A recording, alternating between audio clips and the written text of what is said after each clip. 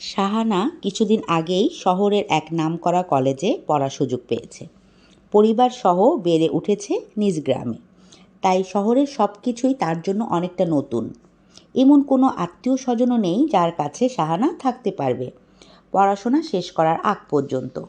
তাই শাহানার বাবা মা না চাইতেও এক গার্লস হোস্টেলে ওর থাকার ব্যবস্থা করে দিল। আজ ওর প্রথম রাত এই হোস্টেলে, রুম ৩০১। বেশ তাড়াহুড়ো করেই শুতে চলে গেল শাহানা, কারণ কাল থেকে তার কলেজ জীবনের যাত্রা শুরু হতে চলেছে। ভীষণ খুশি, আবার একই সাথে একটু নার্ভাসও সে। শাহানা বুঝতে পারে না ঠিক কত সময় পার হয়েছে, যখন হঠাৎই তার আরামের ঘুম ভেঙে যায় এক অদ্ভুত শব্দে। ঘুমের রেশ না কাটায় শাহানা প্রথমে তার রুমের বাইরে থেকে আসা শব্দের উৎস কী তা বুঝে উঠতে ব্যর্থ হয়। তবে কিছুক্ষণের মধ্যেই সে বুঝতে পারে এটা বুট জুতা পরা কারো হাঁটার আওয়াজ।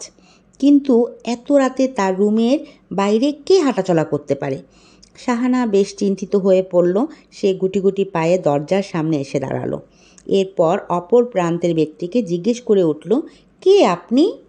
এত রাতে এখানে কি করছেন?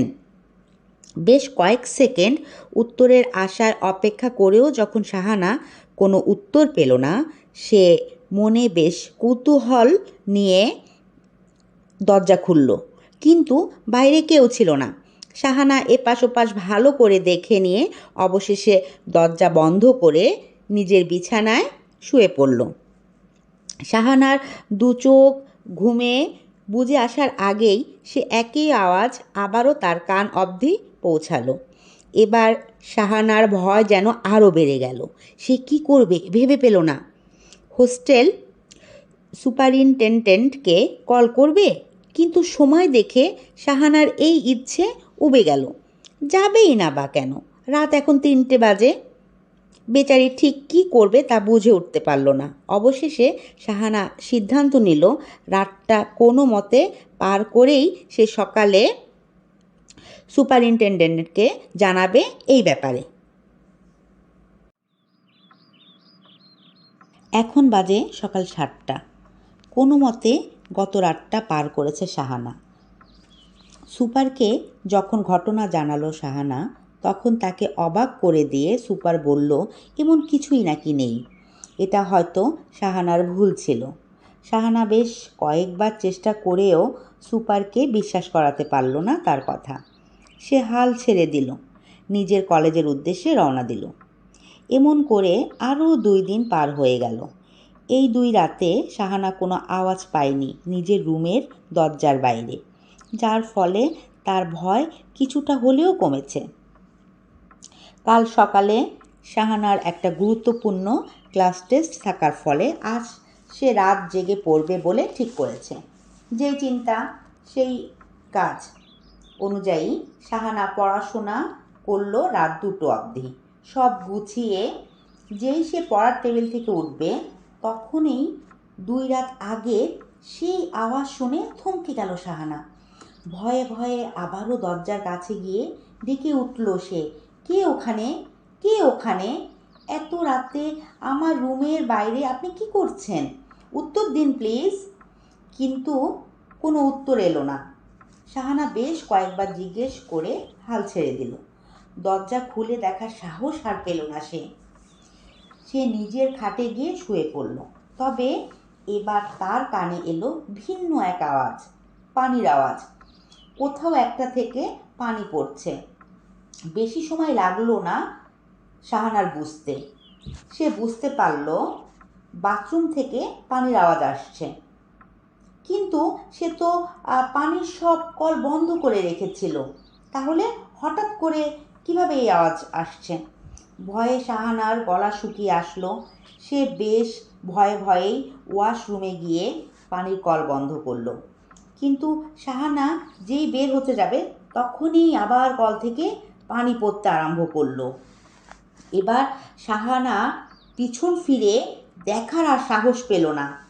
সে এক দৌড়ে বেরিয়ে আসলো ওয়াশরুম থেকে। একই সাথে পানি পড়ার শব্দ সে শুনতে পাচ্ছে এবং বুট জুতার আওয়াজ সে শুনতে পাচ্ছে। ভয়ে তার মাথা কাজ করছে না।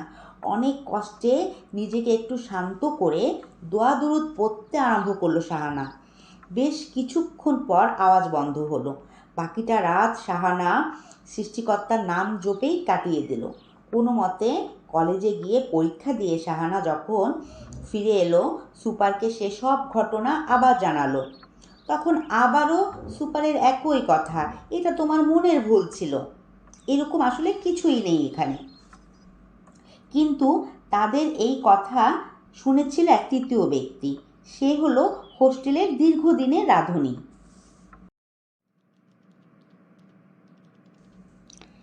দীর্ঘদিনের হোস্টেলের রাঁধুনি তিনি শাহানাকে একা পেয়ে জানায় যে রুম 301-এ নাকি একসময় একটা মেয়ে থাকতো। প্রায় 5 বছর আগের ঘটনা। শাহানার মতো দূরগ্রাম থেকে সেও পড়তে এসেছিল।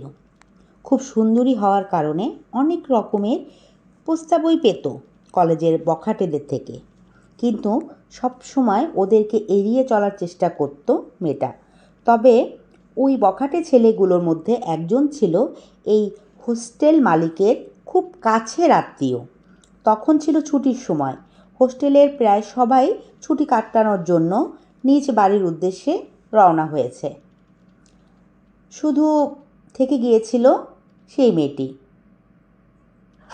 রুম 301 এর সেই মেয়েটি।